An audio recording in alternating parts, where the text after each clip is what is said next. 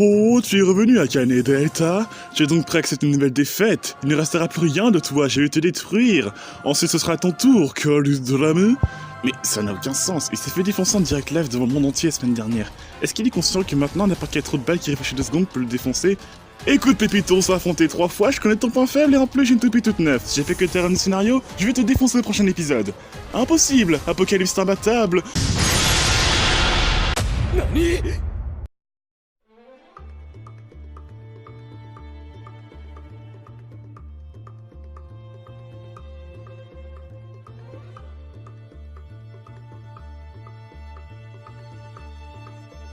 Salut à tous, ici Playmaker, on se retrouve pour la revue des épisodes 39 et 40 de Bloodburst Gachi. Ça y est, on avance doucement vers la fin de la série, il nous reste actuellement 12 épisodes, en espérant qu'on se tape pas les filaires entre temps comme dans Chosen, parce que clairement, on n'a pas de temps à perdre. L'épisode démarre tôt le matin avec l'intervention de Tongo qui annonce à ses élèves qu'ils vont se rendre à la Hell Tower pour voir la revanche entre Delta et Arthur. Apparemment, la Hell Tower est devenue un camp de vacances, n'importe qui peut rentrer au camp sans pression. Ah et oui, alors je n'ai plus aucun respect envers Arthur, surtout que les mecs est encore plus con que je le pensais. En fait, c'est comme si son combat contre Drum n'avait jamais eu lieu, son état d'esprit n'a pas changé d'un pouce, aucune remise en question, rien. Il est toujours coincé dans son délire de détruire Diabolos et Dragon, vous avez vu l'introduction, j'ai tout dit. Vous avez aimé ces épisodes, ils sont consacrés à Delta. Enfin, il a droit à un développement de personnage digne de ce nom. Alors ça date des épisodes d'avant, mais on a une discussion entre Valt et Delta dans le stadium de Free, d'ailleurs petit caméo de son cerf et de Beipan. Valt explique à Delta que même s'il perd et que sa toupie s'est brisée, peu importe le nombre de fois où ça arrive, il devra toujours se relever. En effet, j'étais contre le retour d'anciens personnages, merci la saison 5. Mais parmi les 2 personnages qui sont revenus, je vous cache pas que Valt en tant que mentor, ça fonctionne très bien. À travers la saison précédente, on sait ce qu'il a vécu, et si conseil reste cohérent grâce à ça. Plus, le fait qu'il vienne en aide au 2e personnage principal de la série est aussi une bonne chose, dans le sens où, Drum, quand il a besoin d'aide, il a pas besoin de Valt, il a déjà son oncle les Victories, qui lui ont été une très grande aide sur toute la saison. Surtout à Mané. Surtout à Mané. Putain, pourquoi Shura n'a pas d'évolution? Là où Delta n'avait personne, excepté la personne qui respecte plus que tout au monde, Valt. De certaine manière, ça me rappelle la situation entre All Might, Bakugo et Midoriya à la fin de la saison 3 de My Hero Academia. Pour ceux qui l'ont vu, je spoil pas, vous savez de quoi je parle. Delta, qui a toujours fait cavalier seul, va enfin réaliser, grâce à notre ex-champion du monde, qu'il a besoin de soutien d'autres personnes pour devenir plus fort, tout comme les autres ont besoin de lui pour devenir plus fort à leur tour. Dans la saison 3, on nous a mis en avant le lien entre Blader et sa toupie, ici c'est le lien entre Blader et Blader qui fonctionne, comme nous montre la série des flashbacks des épisodes précédents, qui rend l'ensemble encore plus cohérent. Et franchement, toute ma haine envers Delta a disparu dans cet épisode. Ça aura pris du temps pour qu'il ouvre les yeux, mais ça y est, il est devenu enfin une meilleure personne. Et oh, je l'espère qu'il fera équipe avec Drum pour de vrai. De plus, Delta sourit maintenant, c'est une révolution de personnage, et je ne plaisante pas. Pareil, dans son comportement, il y a eu du changement. J'avais mentionné dans un épisode précédent, donc l'épisode où Diabolos a été brisé, mais quand Drum prend la nouvelle Diabolos dans ses mains, Delta la reprend calmement. Et pareil, quand Drum lui saute dessus pour lui faire un câlin, Delta se laisse faire, même si on voit à sa tête qu'il n'est pas hyper à l'aise. Bon, je parle, parlons de cette nouvelle toupie. Master Diabolos Generate, de type équilibre. La base de l'Ikajin Chip sur un double rotation, comme pour Lord et Spriggan.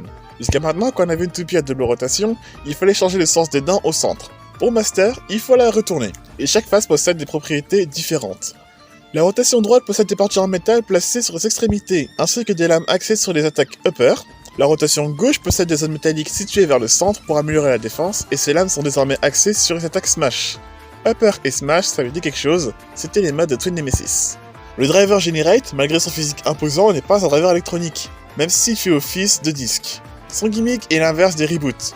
Là où les reboots ont le même gimmick que Final Dynamic dans Metal Fight, aka la pointe de Big Bang PK6, Generate a le même gimmick que le Final Survive de Hydrago Destroy.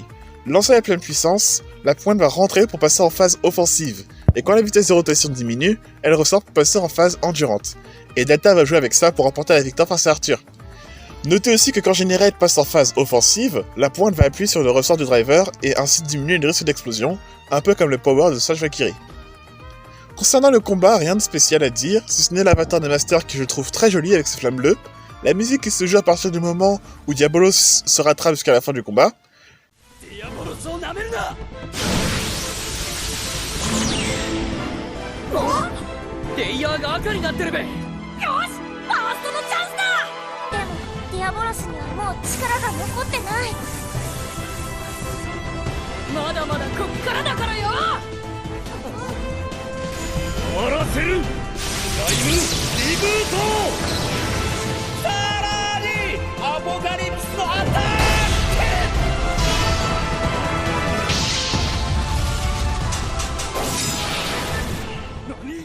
Et surtout la réaction d'Arthur à la fin qui a peut-être compris qu'il s'est fait retourner par à peu près tout le monde et que c'est pas prêt de s'arrêter.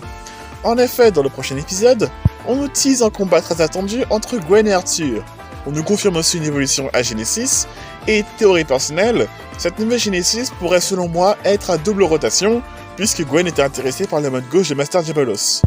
On pourrait s'attendre à une fusion entre Prime, Regalia, Imperial et Master, à voir ce que Takara nous propose. D'ailleurs, nouvel opening, oui déjà, l'arc de la Hell Tower n'aurait été pas très long, et c'est tant mieux.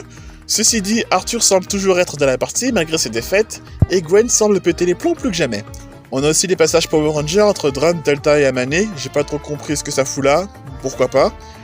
Mais bon, cette review est à présent terminée, n'hésitez pas à donner votre avis en commentaire, on se retrouve très vite pour la review de l'épisode 41, c'était Playmaker, et je vous dis à la prochaine.